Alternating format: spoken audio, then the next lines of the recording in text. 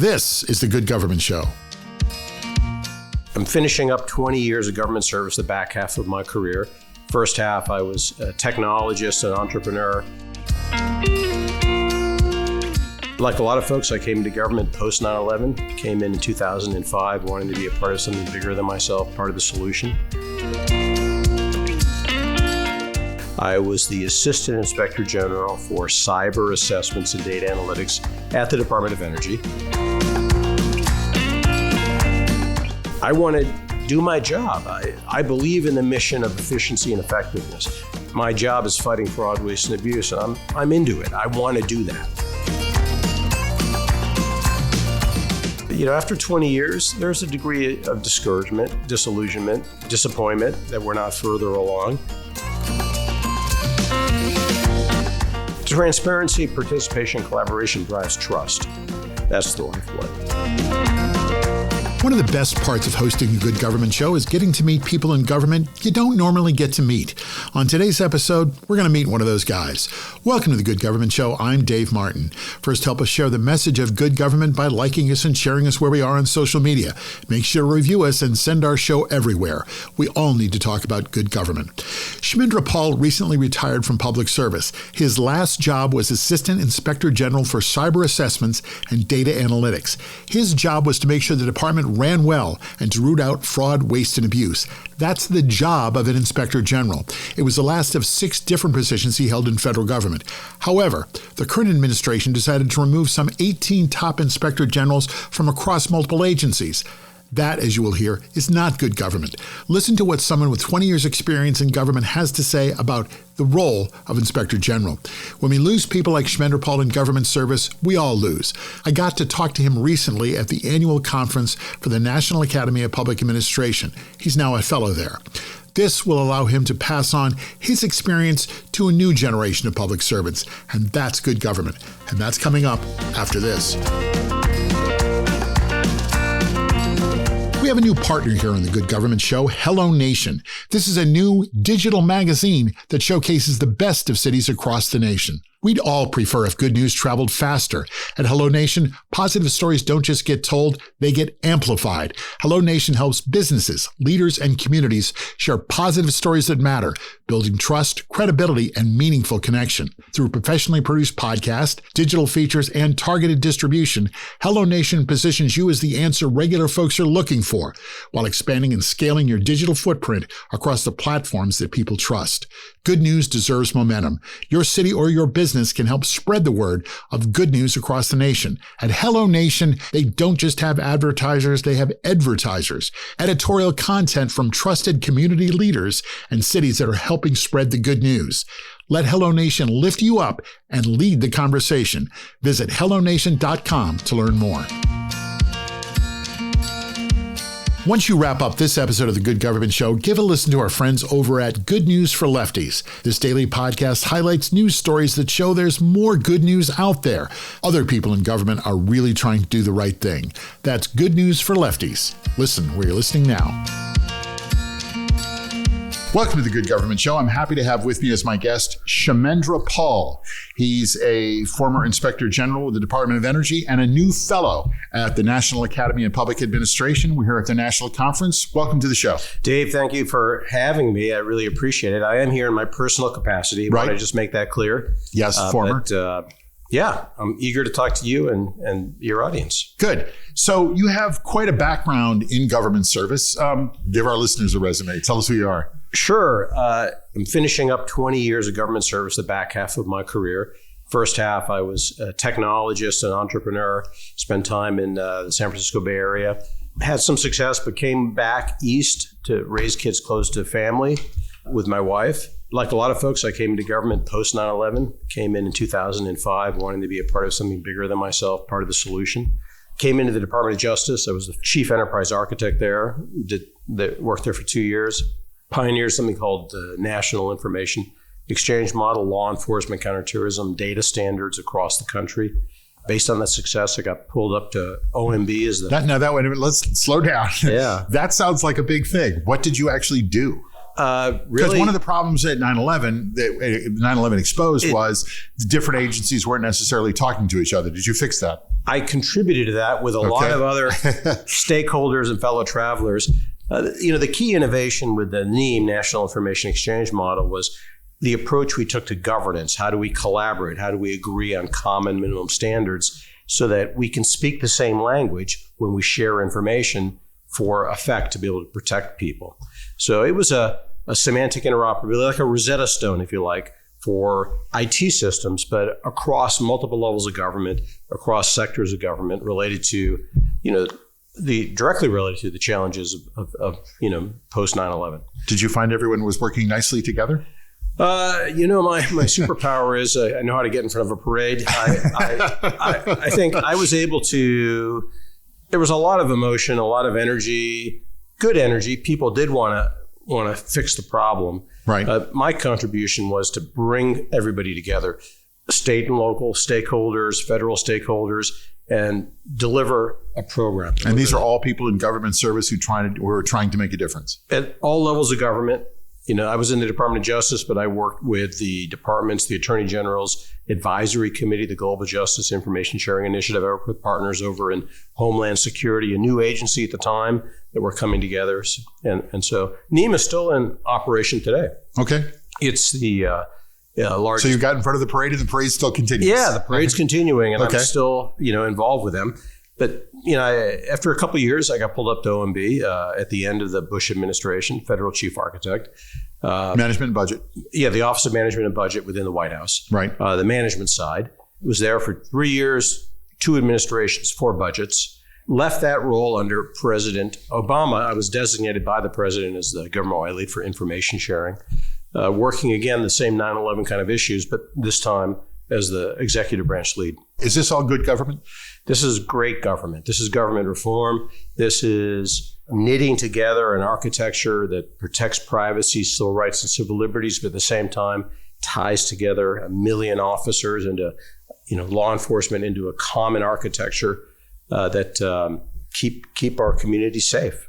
I understand from there you went to the Department of Energy, and I think you were I want to make sure I get your title right. So why don't you tell me your title so I won't get it wrong? There you go. Yeah, a little bit later in the journey, I was the inaugural Chief Data Officer at VA and had a couple of other stints. But yes, at the end of my career, I was the Assistant Inspector General for Cyber Assessments and Data Analytics at the Department of Energy. I worked for the Inspector General herself and her deputy, who was the senior career official in that agency.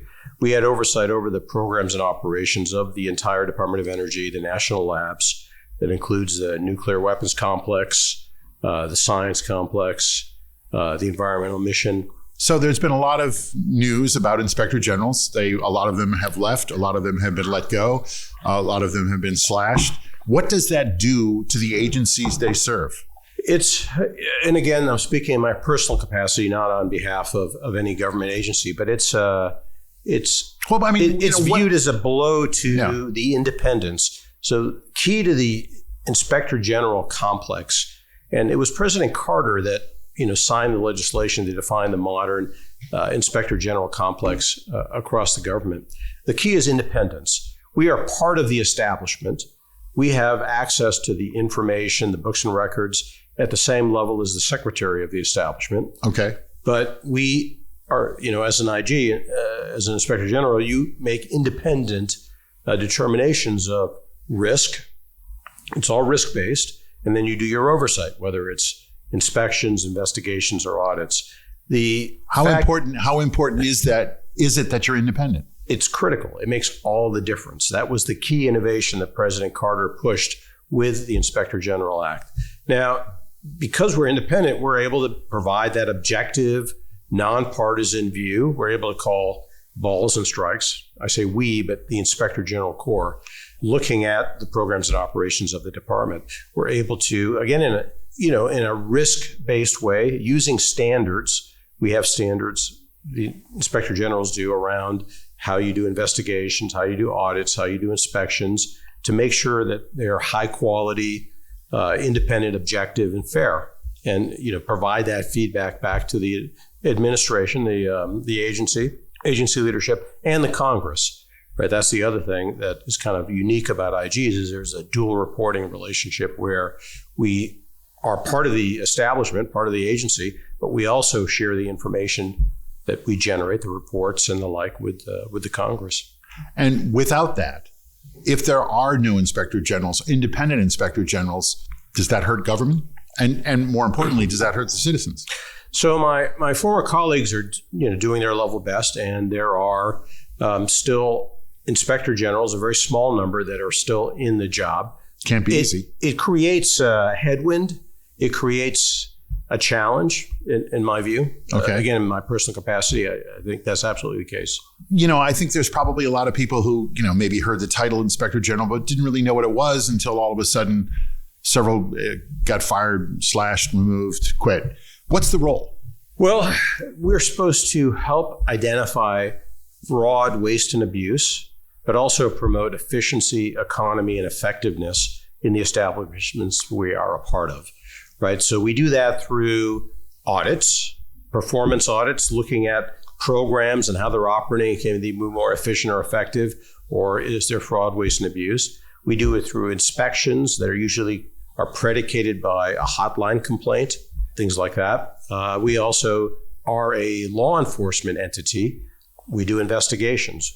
Public corruption, fraud, procurement collusion, research security, all of those sort of things, complex investigations based on credible, predication. It sounds like if you wanted to reform government or streamline government or improve government, you would start with, well, what do the inspector generals think, not get rid of them? Well, so if I go in the Wayback Machine, back to, again, in my personal capacity, back to December, back to November, back to January, there was a high degree of optimism and excitement about collaborating with DOGE, the Department of Government Efficiency, based on their written description, based on the executive orders that were promulgated by the president.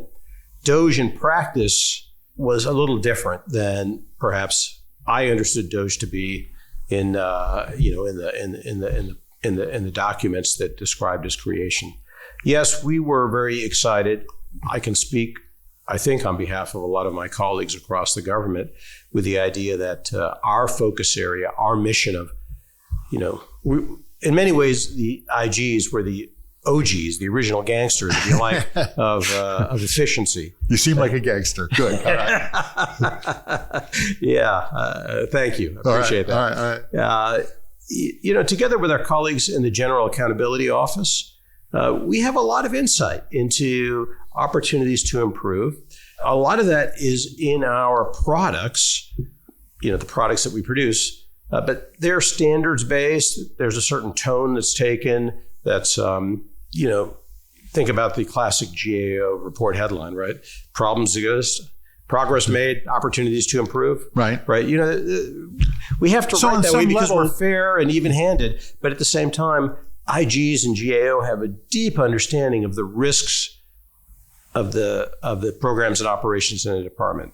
And you want to take a risk-based approach, and you want to, because you can't do everything all at once all the time. You have to start at the highest risks, right, and work your way down. And you can start to do multiple things, but you have to be systematic about it. And I think, again, my personal opinion, personal perspective, an opportunity was missed to leverage a great store of knowledge. Now, as time has gone on, I understand the administration has been more interested in learning about IG reports, GAO reports. I've heard Comptroller General Gene Dodaro give credit to DOGE, to the administration, as time went by, for engaging on GAO reports and findings. So after the initial burst, some people said, maybe we should look a little closer at what the IGs are actually saying and doing rather than the previous approach. Yeah, I don't have complete visibility into the internal machinations of Doge. Okay, so I can't really speak to the degree to which they did their diligence. But it sounds like that's what you're saying. It's like it's like, okay, well, let's look into this a little bit. As further. a layperson, maybe an informed layperson, I'm on the outside now. But it sounds like at some point, the Inspector General's Corps, if it is, we're like, oh, all right, government efficiency. Yeah. Give us a call. Let's get into this. I can speak. Let me share a story. I can speak to my personal journey. I was excited about Doge. I actually, in my personal capacity, back in December, I went through the process in November, but I actually published an article in my personal capacity. And I went through all of the ethics reviews. I checked in with my boss, the Inspector General, Terry Donaldson. I showed her the article. The title of the article was Government Reform Starts with Data and Evidence. It was published in Federal News Network. I feel like I had the support of my agency, but I did it in my personal capacity. Quite excited about the opportunity potentially to be a part of the conversation with Doge. This year is 20 years for me. Yep. I'm 62. Notionally, I was going to retire at the end of the year, but I wanted to sprint through the tape. When the fork in the road email first came out, I said, I'm not going to take this. I want to do my job. I believe in the mission of efficiency and effectiveness. My job is fighting fraud, waste, and abuse, and I'm into it. I want to do that. Then the IGs across the major agencies, most of them, not all of them, a couple survived, were similarly dismissed on a Friday evening. And that shook me. And I thought to myself, core to the oversight mission is that independence. And maybe there's a message here. At least I took a message, and that informed my decision to go ahead and take the fork. Do you, generally speaking, when you look at a government application or a government program or a government department, do you find on some level fraud, waste, and abuse, or do you find, is there always a better way? I guess that's my question. Can you always find a better way? There is fraud, waste, and abuse across the government. And, you find that especially large transformation projects, large acquisition projects, always have problems and bumps and challenges.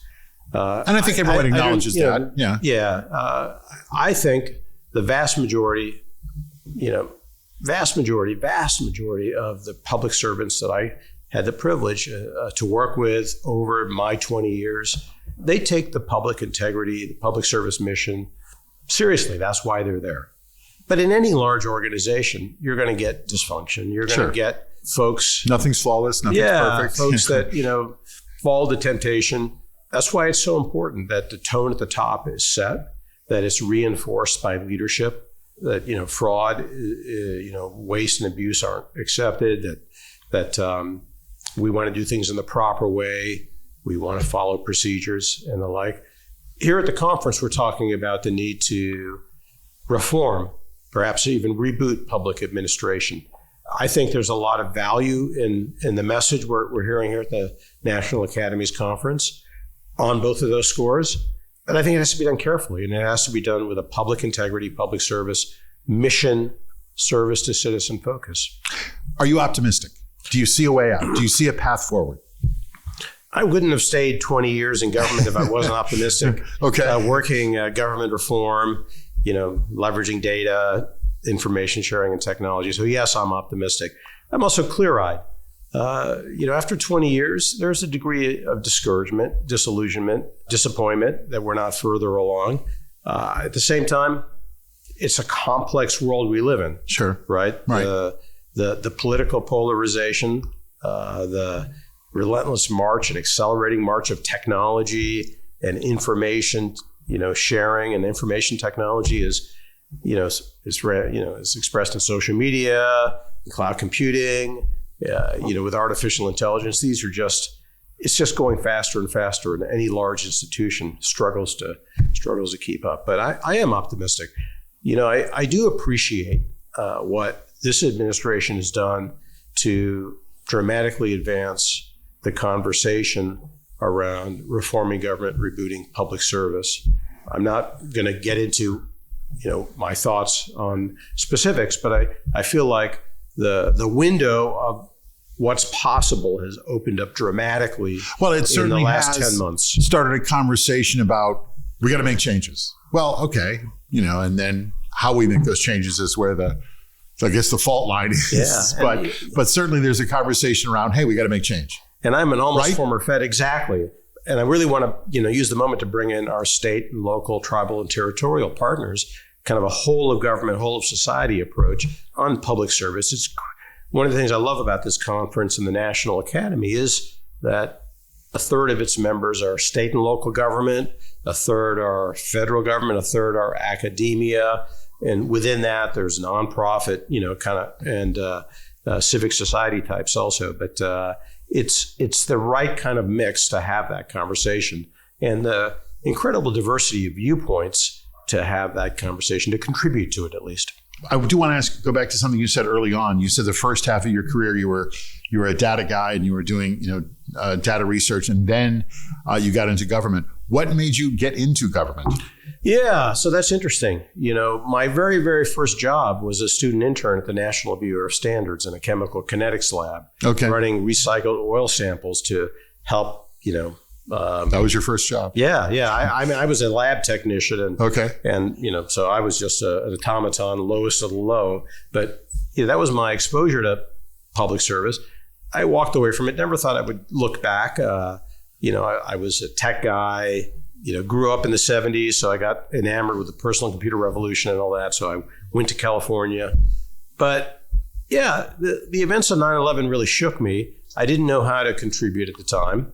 A little bit later on, we ended up back in the DC area. And, when the opportunity came to, sort of be a part of the solution, to be part of something bigger than myself, I jumped.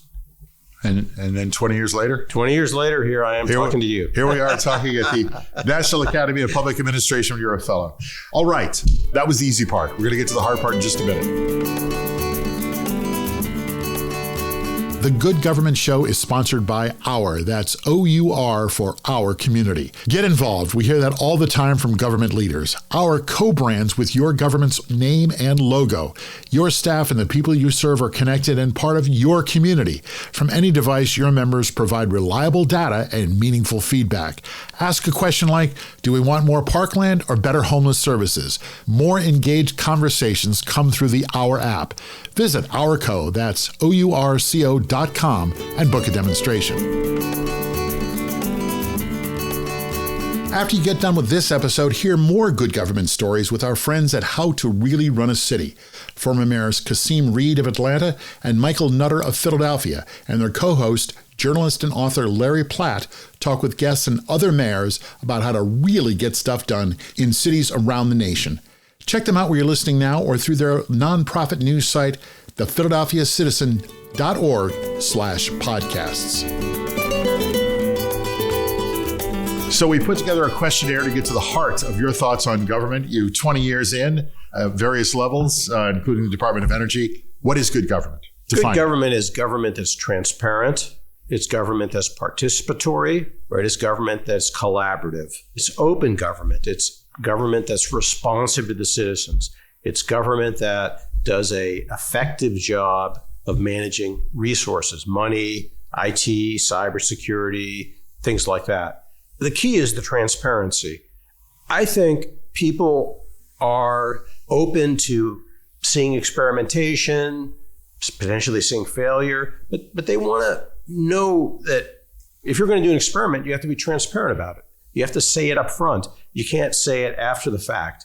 When there's a failure, no, that was agile. No, you need to, be transparent. Transparency, participation, collaboration drives trust. That's the lifeblood. If people are frustrated with government at any level, at federal level is even harder, what should they do? I think, number one, they owe it to themselves as citizens to educate themselves on our civic democracy, our democratic republic. There was a discussion earlier today. Professor Frank Fukuyama from Stanford, right, was talking about dissipation, degradation in civics education. I think it's important, number one, for folks to understand what it means to be a citizen and how our government works. I don't think that there is as widespread knowledge of that. I got to tell you, for me, a turning point was when I was in the Boy Scouts as a teenager. No kidding. And my favorite merit badge is citizenship in the community, citizenship in the nation. I think I had that one too. Citizenship in the world. Yes. And that really opened my eyes as a son of immigrants. How do I connect the dots as an American? What does it mean? And I paid attention in high school civics and social studies, and working in the government. I tell people that's the funnest part of my job. Is every day sometimes feels like a lesson in civics. So okay. I think it's important to educate yourself. A lot of government failings, as has been talked about at length here at the conference, might be because government is overregulated.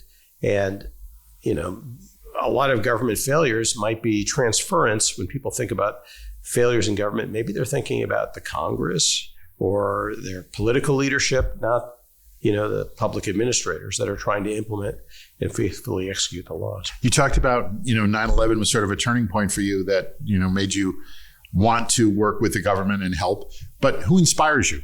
The guy I think about now the most that way, his name is Tom O'Reilly. He used to be the Deputy Attorney General in the state of New Jersey. He was on the job at 9/11.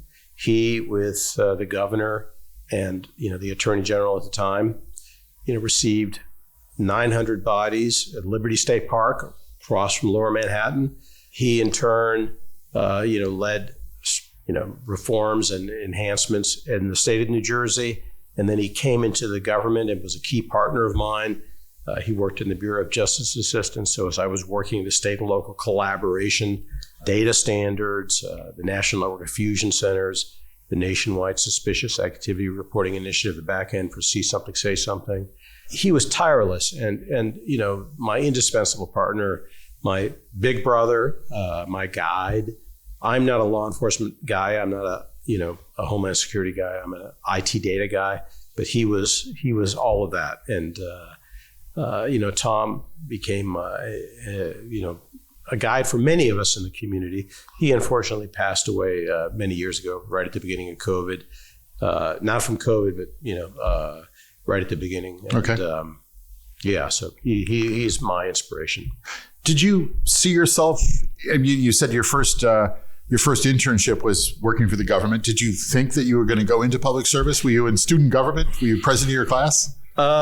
You're shaking your head now. No, not in high school. I was the president of the Engineering Student Society for Electrical Engineers in college. Very prestigious. For a year. Yes. I won that job by running on the beer platform. Right? We have a keg of beer at every meeting. The votes are in. I delivered the goods. Good. The votes are in. No, I didn't see myself coming into government. I think I was infected by the anti-establishment ethos out of the 60s and early 70s. All right.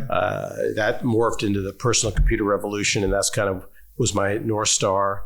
And I became a tech entrepreneur and worked in technology.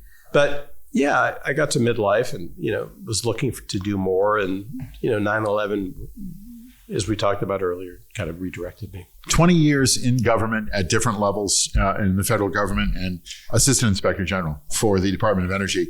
What would you like people to know about government from the inside? There's a real opportunity on the inside to embrace a public service mission, to really serve citizens, to work to make the country better, safer, to support our American journey towards a more perfect union. You can do those things on the inside. Now, I don't want to, truth in lending. Not every job, not every role, all the time feels like that, right? When you're in the government, you're in the machine, right? Day to day, but those opportunities exist, and I got to tell you, nothing is more exhilarating, at least in my experience. Kind of being able to contribute in that way is that opportunity. So I hope young people, mid-career people later in their careers, take the opportunity to exist. That's one of the reforms this administration is pursuing, the Trump administration, which I think is laudable, is the idea that folks don't have to think about coming into public service and then staying for life. They can do a stint, right, and make a contribution in an area that they feel passionate about, that they see their skills matching what the government needs to solve the problem. What do you do for fun? I'm a family man. A relative homebody. I hang out, my wife and I. I love to go backpacking. All right. Mountaineering. Oh. I've developed a hobby with some friends of mine where we love to climb glaciated volcanoes in the Pacific Northwest. Really? Yeah. So that's we've had So it's kind of. You climb volcanoes for fun. Mount Rainier, Mount Baker. Okay. Those kind of places. I think of myself as a wannabe uphill athlete. Wannabe is the key operative phrase. So where's your highest peak so far? Mount Rainier. Okay. Yeah, Mount Rainier. I've been on top 3 times on top, twice to the summit. The heights don't bother you? No, I have a deathly affliction with fear of heights, which is kind of funny for the hobby I have. But, life unfolds and you just go with it. I've certainly not done any mountaineering like that, but I get to the top of places and I look down and go, yeah, I'm good. Yeah. No, I don't need to see the view. I'm good. I'm good back here with my back to the wall. So let's just look at the Department of Energy and tell me, what's the biggest impact that you think? I mean, the Department of Energy has a huge portfolio. What's one of the most impactful things you were able to accomplish while you were there? I worked with the Office of the Chief Financial Officer, the Office of the Chief Information Officer, the Chief Data Officer of the department, the data management community around the complex to help accelerate a focus on effective data governance, data strategy. But I think I don't want to overstate my contribution there. The Department of Energy is a tremendously varied and complex organization. The national labs, a lot of people, don't know. They have some understanding that the National Nuclear Security Administration is a part of the Department of Energy. It's an independent agency, but part of that establishment. Well, hopefully more people will listen and they'll listen to your explanation. And it's about half of the department's appropriation, maybe a little more. The National Lab Complex is varied and amazing. And the way the Department of Energy works, only about 2% of the appropriation, I think I got that right, is department headquarters. All the money actually goes out in the field, the labs, environmental cleanup, and they do amazing work. So the focus should be on the labs. And the most fun I had was spending 3.5 days out at Lawrence Livermore with the Department of Energy Data Days conference, where 350 of the data management types from across the complex came together to share best practices, to learn from each other. And, in the opening day, I had the opportunity as their auditor, frankly, to share my perspective. And it was actually quite collaborative and quite fun. Most government public servants, really do want to adopt leading practices. They want to do the right thing and they want to be empowered and they want support for collaboration. Now you want to be careful not to overdo the collaboration, or because then it becomes a compliance thing. But okay, I think just the right amount of cooperation. Yeah. You got to get those common minimum standards, like I talked about earlier. Okay, what's the minimum that you can collaborate on and then drive to implement? That does sound like good government. Yeah, it absolutely is. All right, good. Kshemendra Paul. I'm going to try this and see if I get it right. You were the Assistant Inspector General for Cyber Assessment and Data Analytics for the last 2 years of your 20-year public service career at the Department of Energy, and you are a new fellow at the National Academy of Public Administration. We're here at the National Conference. Thanks for joining us. Thank you, Dave. I appreciate the opportunity to chat.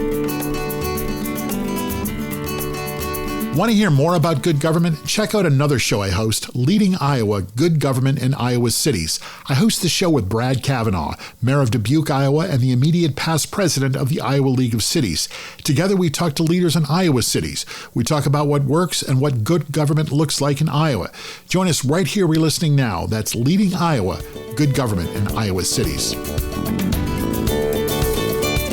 I wanted to be part of something that was bigger than myself.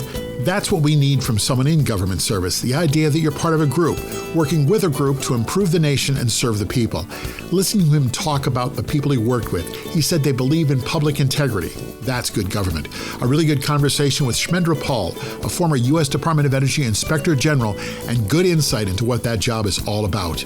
And Mr. Paul, if you're not listening right now because you're climbing on a mountain somewhere, well, good for you. Keep climbing. That's our show. Thanks for listening. Please like us and share us with your friends and review us right here where you're listening. And check out our website, goodgovernmentshow.com, for extras. Help us keep telling stories of good government in action everywhere. Join us again for another episode right here. I'm Dave Martin, and this is The Good Government Show.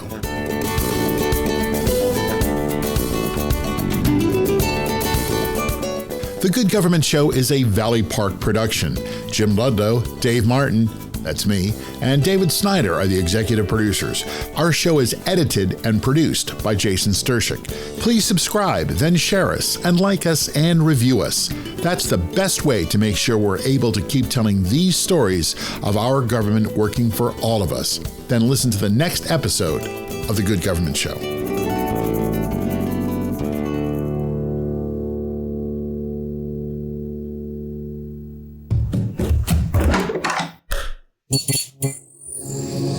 This podcast is part of the Democracy Group.